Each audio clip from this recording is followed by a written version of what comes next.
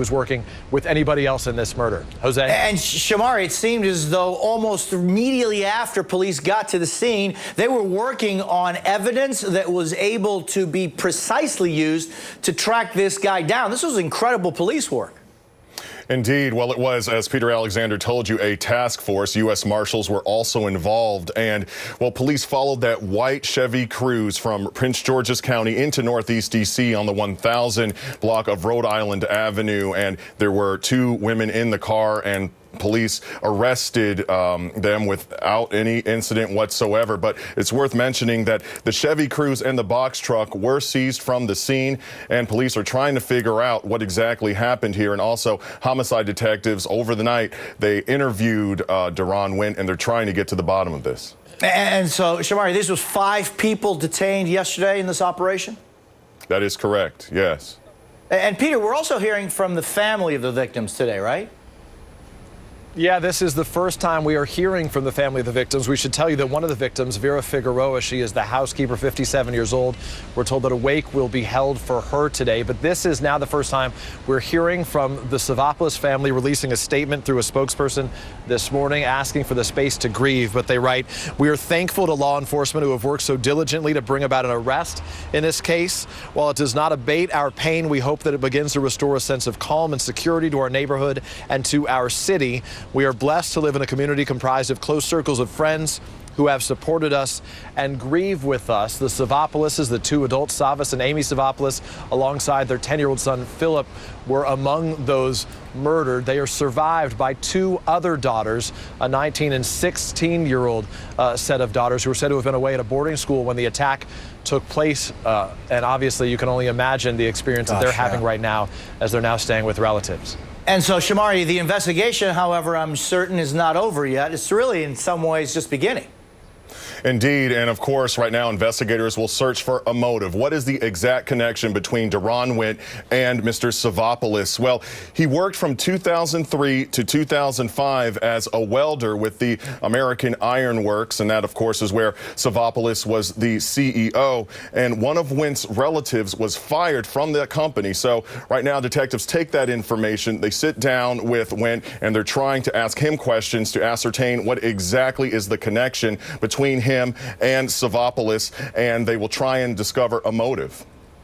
What a horrible tragedy. Shomari Stone and Peter Alexander, thank you both for being with me. And keep it right here on MSNBC for the very latest developments on this still developing story. And turning now to politics and new developments this morning in the race for the White House. The Clinton Foundation is revealing millions in previously undisclosed payments. The new disclosure shows the foundation brought in as much as $26 million thanks to speeches by the Clinton family. Those payments come from 97 speeches since 2002 to numerous organizations, including major corporations and universities. Meantime, Hillary Clinton is back on the campaign trail today in New Hampshire. And we now know she'll hold her first big rally of her campaign on the 13th of June. Joining me now from New Hampshire is MSNBC's Alex Seitz-Wald, and in New York, Nick Confessori of the New York Times.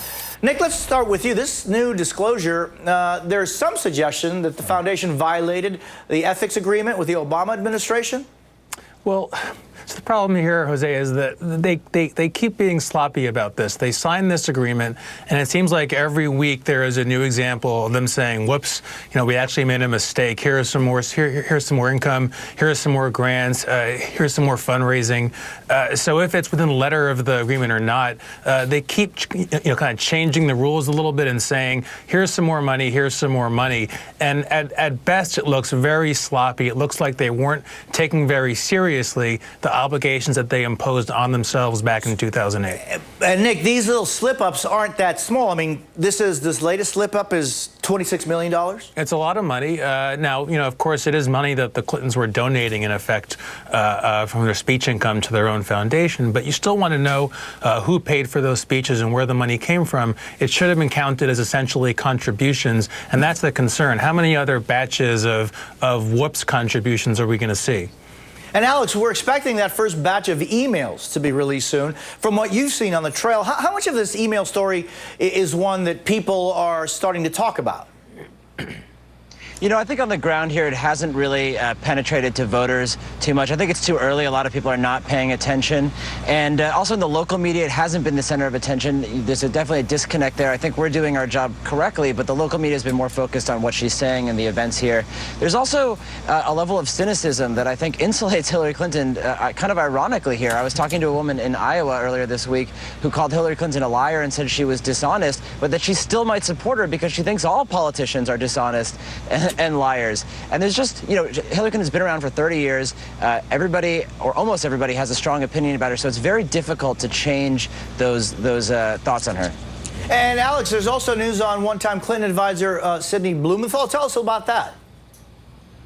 That's right. This is Sid Blumenthal, who's a longtime Clinton advisor. He was a Clinton White House aide and a friend of Hillary Clinton. He sent something like 24 memos to Hillary Clinton while she was Secretary of State to her private email account, offering advice, observations about Libya before and after the Benghazi terror attacks. He's been mum about that role, which is very controversial because he was completely outside the national security bureaucracy, not really a typical foreign policy expert. But just last night, he put out a statement via his lawyer. It's the first we've heard of him. He defended giving Hillary Clinton that advice. He said he thought his sources were reliable. And he also said that he has agreed to testify before that House committee investigating the Benghazi attacks. So that'll be upcoming, but certainly more to come on that.